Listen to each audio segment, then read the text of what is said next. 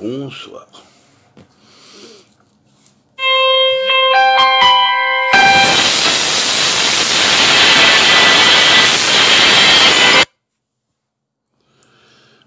Bon, bah vous avez entendu, on a sonné.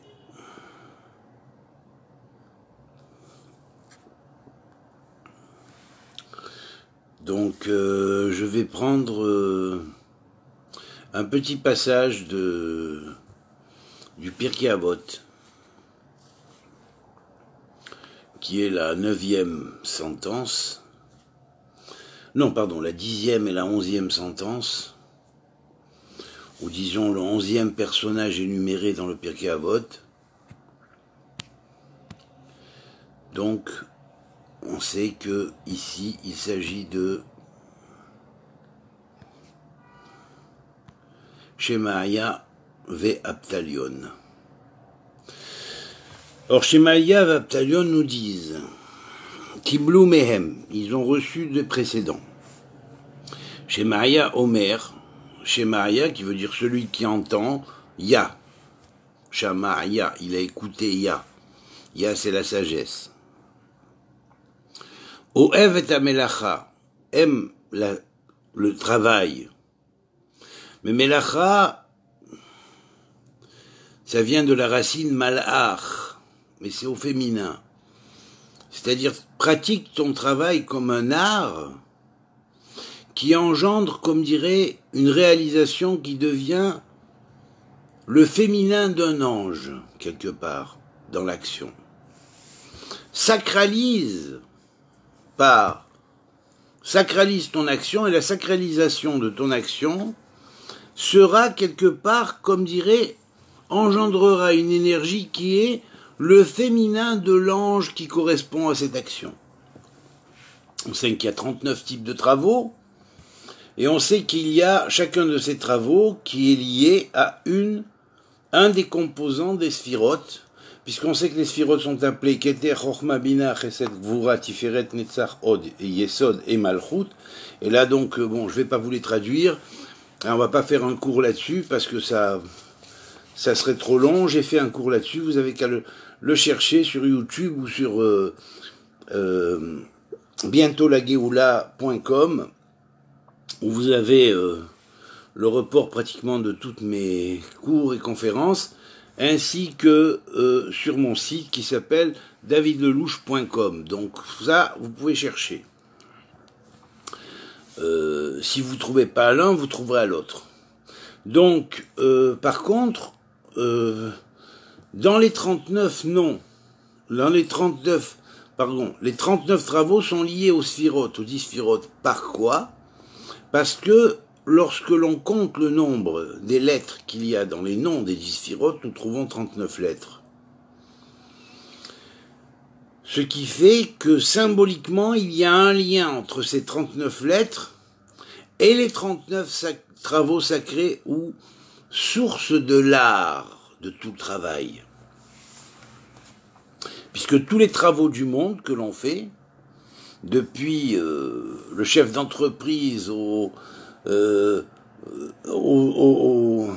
balayeur de rue, au semeur, tout cela est lié bien évidemment à des fonctions spirituelles qui existent en haut et qui existent dans ces paires de travaux-là, qui sont les travaux qui permettent d'arriver à construire n'importe quel travail à la base de 2, de 3 de ces travaux, de 4 de ces travaux, de un seul des fois de ces travaux.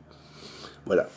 Donc, nous avons une relation entre les noms des sphirotes et leurs 39 lettres avec les 39 travaux qui sont appelés des melachot.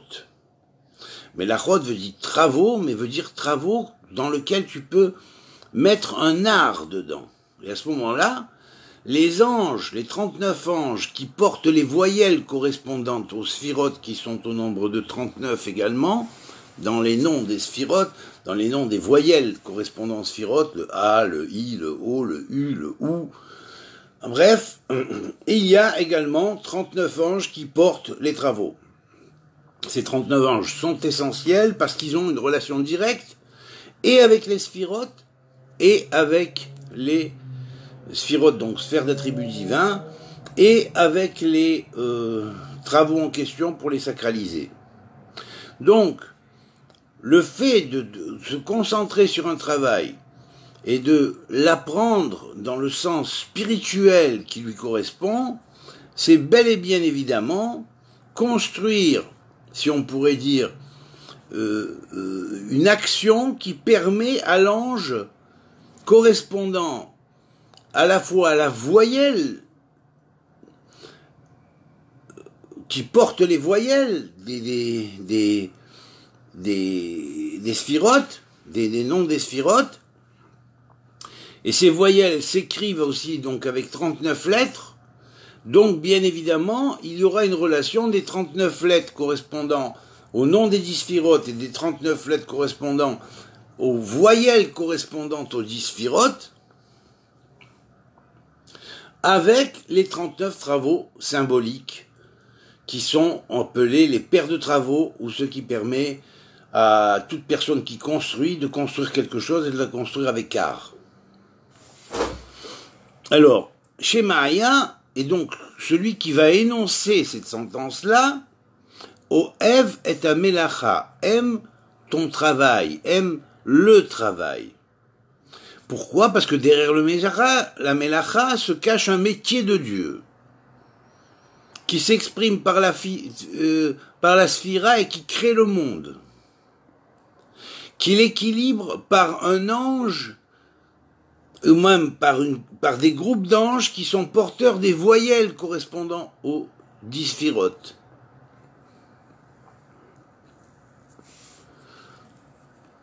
Alors dans ces voyelles, bien sûr, vous avez le A ouvert, le A fermé, le A, le A. Vous avez le E, le E, le R, vous avez le O, vous avez le I, vous avez le OU, et vous avez le OU. Voilà.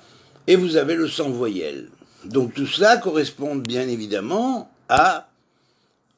aux voyelles qui permettent d'animer les consonnes ou les lettres qui vont représenter les récipients d'expression qui permettent d'exprimer toute chose. Alors comment tout cela peut s'animer, peut s'éveiller? Shemaya nous donne la clé.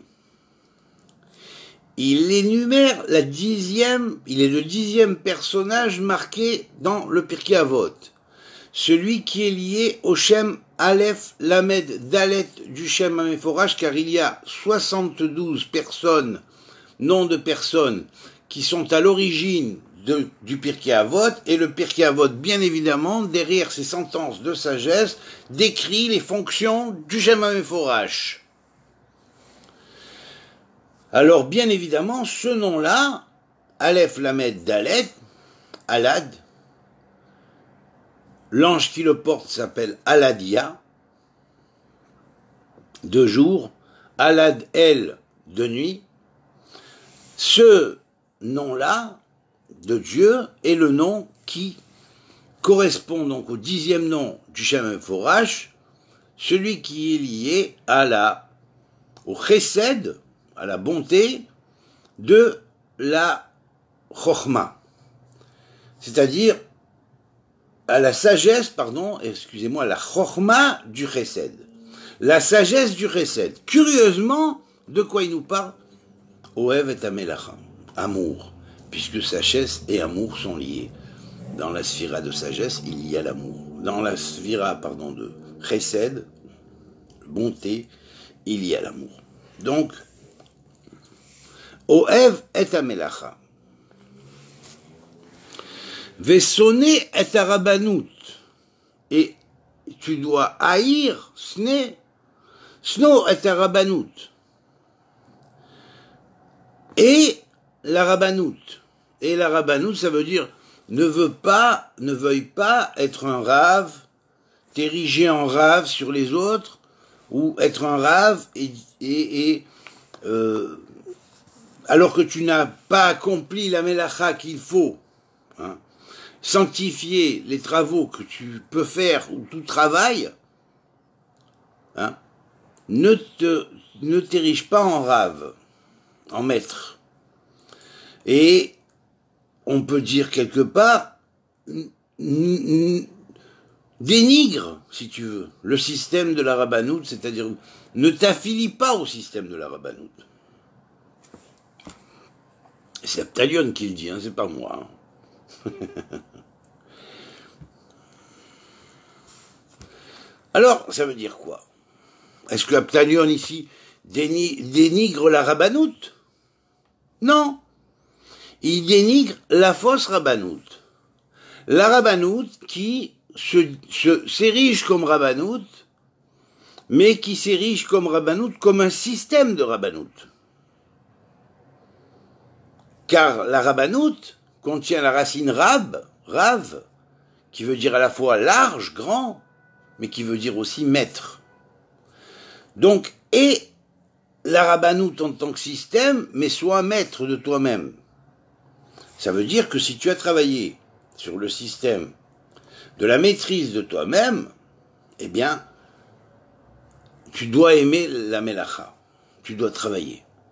Parce que si tu rentres dans le système de la rabbanout pour pas travailler, que ton travail c'est la rabbanout et que tu n'as pas d'autre système de travail, il y a un problème. Voilà ce que veut dire Abtalion. Ne rentre pas dans le système de rabbanout qui est, on pourrait dire, qui est dépendant d'un système. Vous comprenez ce que je veux dire? C'est ça que veut dire Abtalion. C'est-à-dire, ne rentre pas dans le système d'une rabbanout sophiste. Pourquoi? Bien, le nom d'Abtalion va éclairer ce qui est dit. Parce que les noms des personnages qui énumèrent les choses ici, étant donné que le nom des personnages est de 72, en relation avec le Shem Forage, automatiquement les 72 personnages énumérés ont une relation avec. Donc le personnage, on dit, c'est l'ami de Abtalion qui s'appelle Shemaïa, il est énuméré avec Abtalion, il est jumelé avec, puisqu'on dit Shemaïa et Abtalion ont reçu d'eux. Alors ils ont reçu des précédents qui ont transmis ce qui était marqué avant.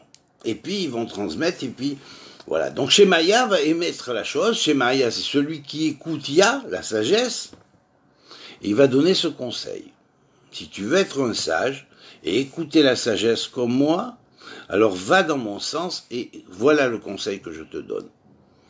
Et aime le travail. Si le rabbin ou le rave n'aime pas le travail, s'il ne fait pas un travail, s'il n'a pas une autre source de revenus que sa rabbanout, ça pose problème. Et Shemaïa nous le transmet en tant que facteur de transmission du nom, 10e du nom du Shem Forage, le 10e nom parmi les 72 noms du Shem Forage, et qu'il soit le 10e, c'est pas étonnant, puisqu'il va nous parler de la Melacha, qui a 39 Melachot, et que les 39 Melachot sont liés au nom des 10 Sphirot, qui contiennent 39 lettres, et qui contiennent, et qui sont liés aux voyelles, qui sont 10 et qui ont aussi 39 lettres. Alors, voici ce qui ressort de cela.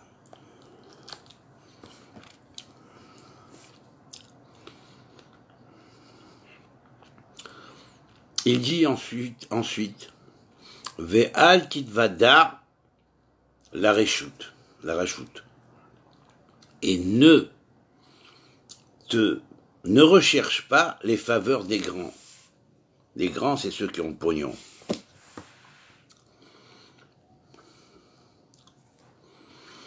Parce que sinon, tu pourrais rentrer dans un système où ta rabbanout est corrompue.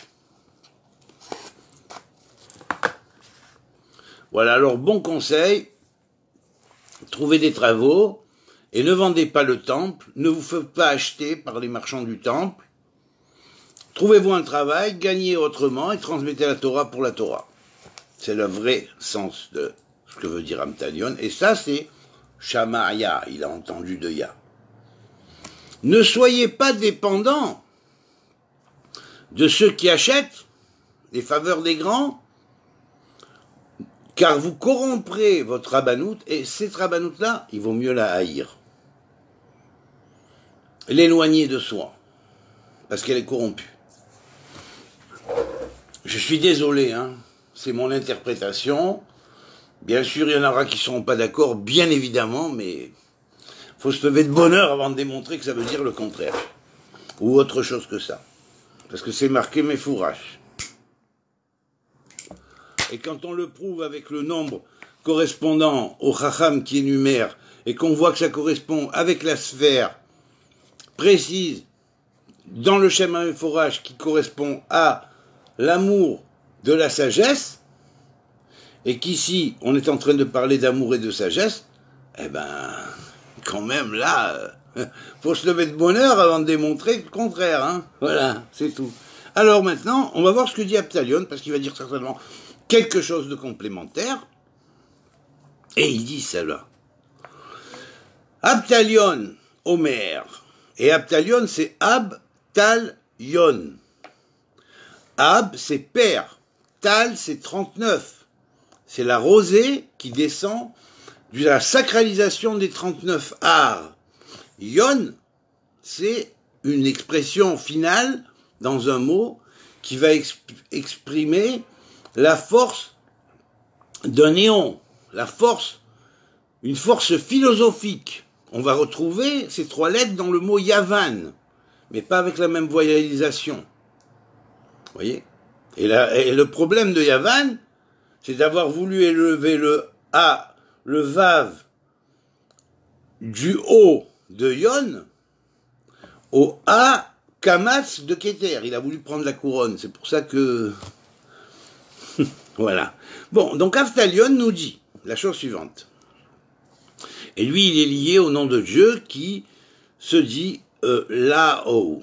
Lao, Lamed Aleph Vav, c'est le 11e nom du schéma Meforash, et il veut dire donc, c'est le nom qui est lié à la Chochma de la Gevura, de la puissance, de la force, du din même.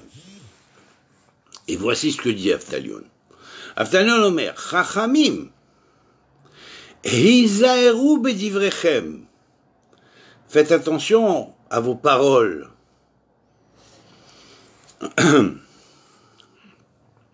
Shema tehavu hovat galut vetiglu lamakom maim ra'im vaishtu hatalmidim habaim acharichem veyamutu. Venimsa Shem Shamaim Tithalel. Ça veut dire. Abtalion disait, sages, mesurez vos paroles,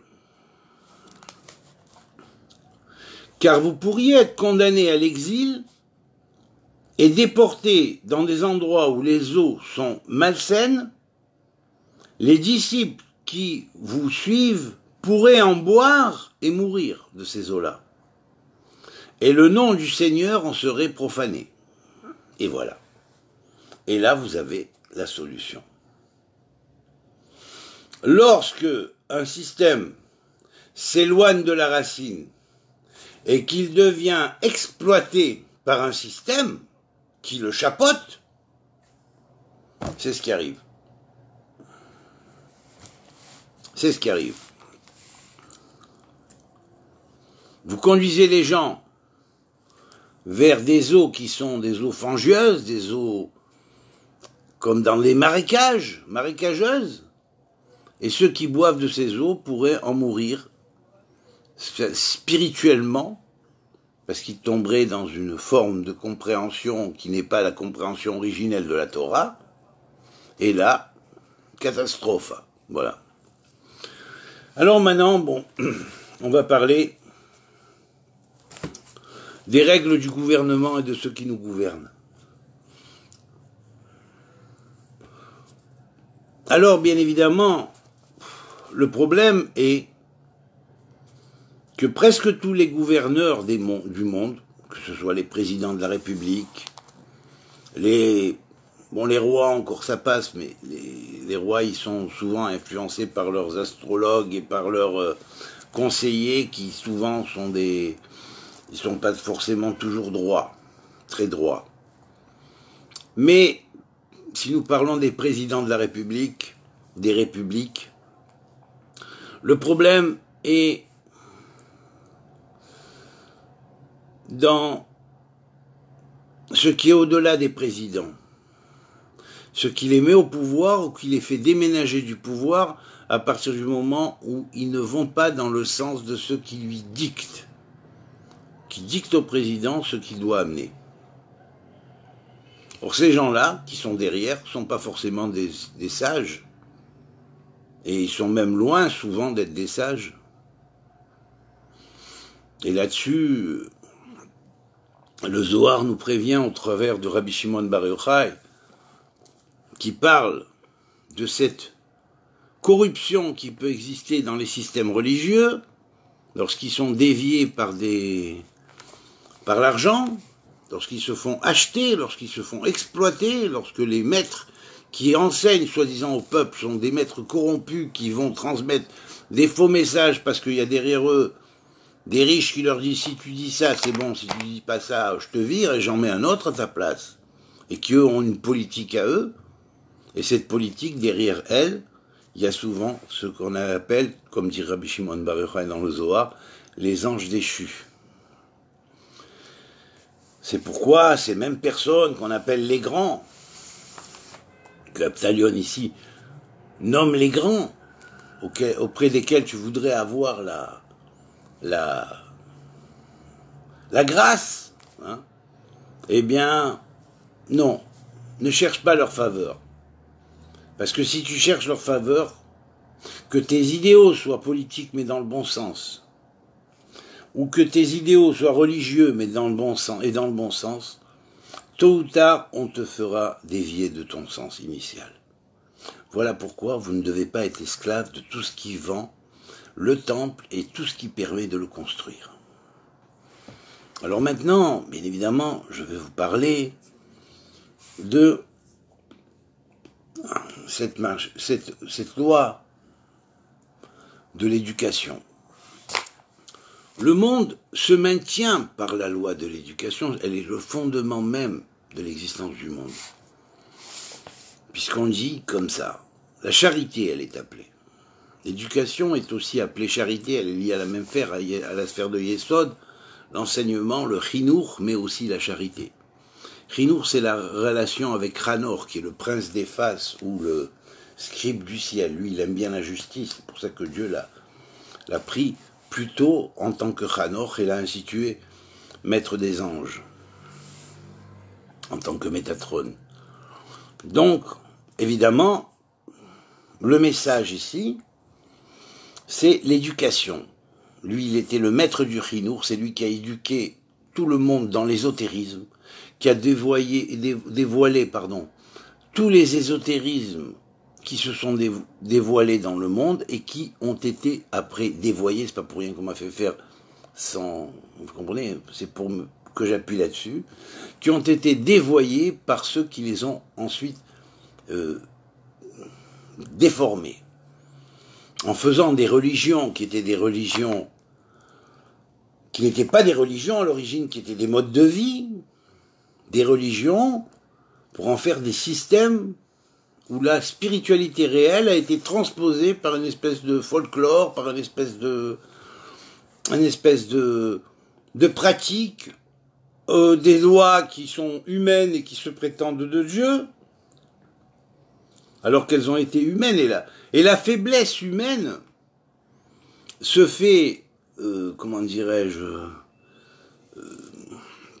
se souligne et se trouve très facilement pour quelqu'un d'un peu intelligent. Alors c'est pourquoi ceux qui utilisent ces choses-là vont essayer d'axer sur des gens qui sont plus facilement manipulables.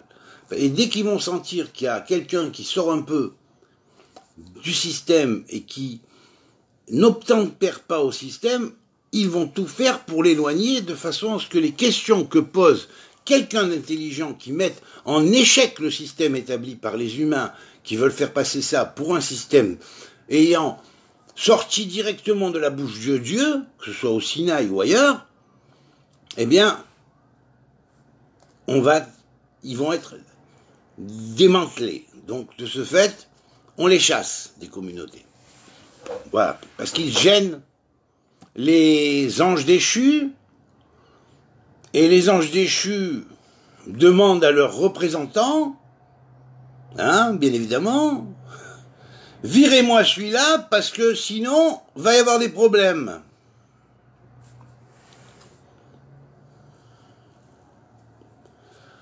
Voilà pourquoi le mal, Ra, Resh, Aïn, s'éloigne lorsque l'homme devient Er, Aïn, Resh. C'est les mêmes lettres, il suffit de les permuter comme ça. Alors quand l'homme devient Er, il peut reprendre les lettres et les mettre encore une fois Resh, Aïn. Pourquoi? Parce qu'il ne va pas derrière le mal Ra, mais il va derrière le Ro'é, c'est-à-dire le berger du monde. Alors maintenant, bien évidemment, les hommes politiques s'engagent lorsqu'ils se présentent quelque part dans un pays quelconque, ils prennent des engagements vis-à-vis du peuple pour qu'on vote pour eux. Le peuple va voter pour eux, et il va attendre qu'ils fassent quelque chose dans les domaines qu'ils ont promis, et puis on va voir qu'au bout d'un an, 2 ans, 3 ans, 4 ans, 5 ans, rien n'a changé. Et même ça s'est empiré dans les domaines dans lesquels l'homme avait promis. Pour quelle raison? La raison est qu'on ne peut pas promettre des choses qu'on ne peut pas accomplir, qu'il faut des fois beaucoup plus d'années pour accomplir. Donc de ce fait, ce qu'on peut faire, c'est que le gouvernement met en place les spécialistes qui vont travailler pendant le temps où la personne va être présidente, et que chacun de ces spécialistes va s'attaquer à un domaine, parce que le président lui-même ne peut rien faire tout seul, et va travailler sur ce domaine pour l'améliorer. Mais le président supervise tout, c'est pour ça qu'il est président d'ailleurs. Donc, il doit voir tous les travaux, comment ils s'accomplissent, de quelle manière ils peuvent être sacrés, de quelle manière ils peuvent apporter à la société le chesed, la bonté, puisque la base de la Melacha est basée sur la bonté. Voilà ce qui est caché derrière la terminologie hébraïque et ses déductions. Donc on a là la base d'une société qui est droite, comme on l'a eu au temps de David et de Salomon, en particulier. Puis après, c'est vrai, ça a commencé à dégénérer et on s'est éloigné de ces principes-là. Voilà. Alors la période florissante de la vie de Salomon, précurseur du Messie, de paix, n'a plus duré après, puisque les guerres ont recommencé, autant parmi les peuples entre eux que parmi Israël et les peuples, ou les peuples et Israël. Eh bien, c'est ce qui est arrivé par la suite. Donc, ce qu'il faut faire pour avoir un État correct, d'abord c'est réunir 144 responsables. Parce que le système d'une société entière et complète, qui inclut la totalité de tous les travaux, mais dirigés dans toutes les ramifications de ces travaux, et qui inclut à la fois donc le 12 multiplié par 12, qui représente un système complet, et complet en lui-même par sa complétude, c'est cela qui est la base d'une société correcte, d'une société comme Dieu la veut, d'une société honnête, d'une société où le droit des pauvres est respecté, d'une société où on ne met pas une borne devant les aveugles, d'une société où on ne crée pas des leitmotivs pour motiver les gens et les induire en erreur, en les pouvant encore plus et encore plus les exploiter.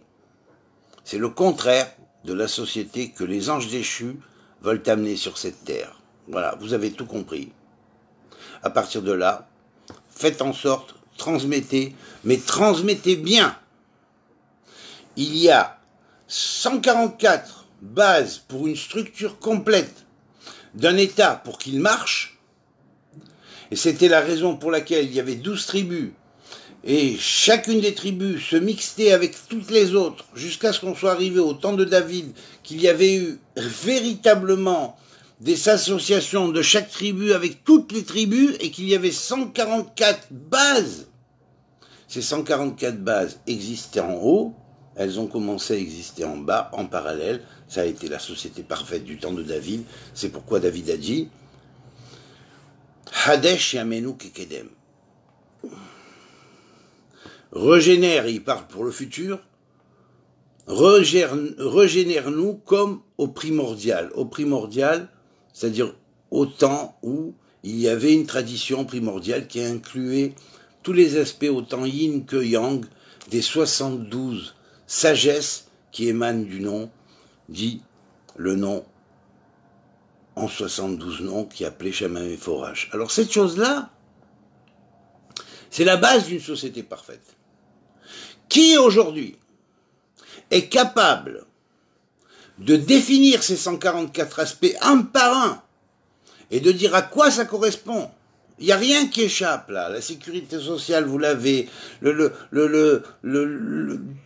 tout le système militaire d'un pays, vous l'avez, tout le système de ceux qui vont représenter les dirigeants d'un pays, vous l'avez, tout le système du commerce, de toutes les modes de commerce d'un pays, vous les avez, tous les systèmes de base de maîtrise par un pays de l'air, de la terre et de l'eau, vous les avez. Toutes les bases qui font qu'un pays maîtrise l'éducation, vous les avez. Mais le fondement de tout, c'est l'éducation. Parce que l'éducation constitue la base pour la situation, pour la génération à venir. Et ça, c'est fondamental. Le chinour. Alors, bien évidemment, ce chinour s'établit sur le tzedek et la tzedaka. La tzedaka n'est cachère que lorsque l'argent est cachère et que l'argent est sacré, sacralisé, pur, droit. Sa provenance est bonne et droite. Sinon, c'est pas cachère. C'est pas droit. Je ne veux pas construire ou faire construire une société qui marche sur où les murs des endroits où on prie, où on machin, sont des murs qui ont été alimentés par des systèmes qui sont pas très réglo. Vous comprenez? Donc la régularité ici est importante, avec le respect des lois divines, telles que ne pas mettre la borne devant l'aveugle, ne pas escroquer, le guerre, hein, il n'y aurait pas de forex, par exemple. Le forex, il est annulé. Il n'existe pas le forex. Et vous voyez des religieux qui travaillent dans le forex, c'est pas normal. Comment ils peuvent travailler dans le forex si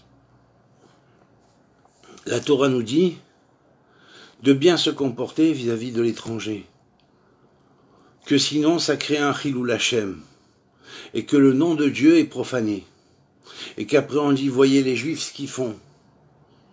Regardez ce qu'ils font les Juifs. C'est grave.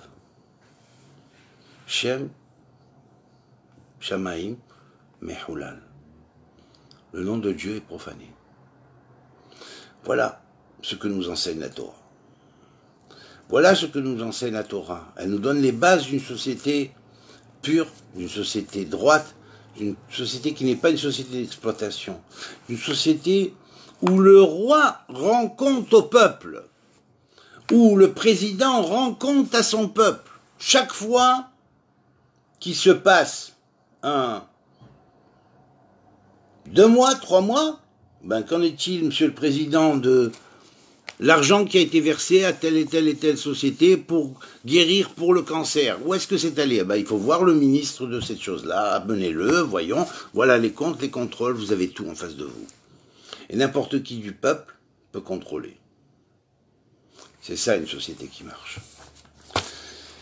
Et c'est une société où les enfants sont éduqués dans la réalité des choses, où on ne leur fait pas croire à des choses qui n'existent pas, hein, où on leur apprend la science et la connaissance, et le respect de l'autre. C'est ça, la vraie société idéale de la Torah. Celle que Philon d'Alexandrie décrivait en disant, voilà, ce sont les Esséniens qui en fait étaient ceux qui étaient à Qumran, hein, qui n'étaient pas forcément tous Esséniens, mais qui étaient des Bnei Tzadok, hein, qui étaient avec les Bnei Tzadok, les enfants de Tzadok, qui avaient fui le temple parce qu'ils avaient vu le système de corruption qui avait commencé au temple il y a 2200 ans, un peu plus en arrière. Donc ils sont partis du temple, ils ont fondé la communauté de Qumran et toutes les communautés environnantes. Mais regardez, lisez dans les manuscrits de la mer Morte, traduits, on l'a en hébreu aussi, hein, regardez, vous verrez, lisez. Hein. Lisez, vous verrez. Les conspirations qu'il y a eu, ce sont des écrits qu'on a retrouvés il n'y a pas trop longtemps. Mais sont-ils enseignés aujourd'hui? Dans quel yeshivot on enseigne les écrits de Qumran? Alors qu'il y a tout un comité qui travaille là-dessus. Il y avait une halakha de Qumran, on en a entendu parler? Pas du tout. Alors, je vous demande de vous reporter à Isaïe 29, que j'ai cité il y a quelques jours, hein, et de bien lire ce chapitre, hein, et puis de voir de quoi il parle, là-bas. Et vous saurez où vous êtes placé, et dans quoi vous êtes placé, et vous saurez à qui vous fiez, à qui moins vous fiez, ou à qui être prudent. Avec qui être prudent. Voilà, c'est tout. Moi, ma mission divine, c'est de réveiller les gens. De les réveiller de leur torpeur, de les réveiller de leur naïveté, et de les décaper lorsque leurs cerveaux ont été endoctrinés par des personnes qui se prétendent automatiquement, d'après un système qui s'est érigé il y a 2200 ans comme le système, hein, comme ceux qui sont les représentants de Dieu sur terre. Quand ils parlent, c'est Dieu. Voilà, alors. Voilà, à vous de voir, mes chers amis. Cherchez la vérité, c'est tout, et Dieu vous guidera. Koltouv amitié, faites-le passer, faites passer, faites passer, faites passer. Merci, ça me donnera la volonté de continuer. Koltouv, amitié à tous, c'est Rosh Chodesh Tov. Je précise aussi sur Rosh Chodesh. Rosh Chodesh, c'est Rosh Hadash.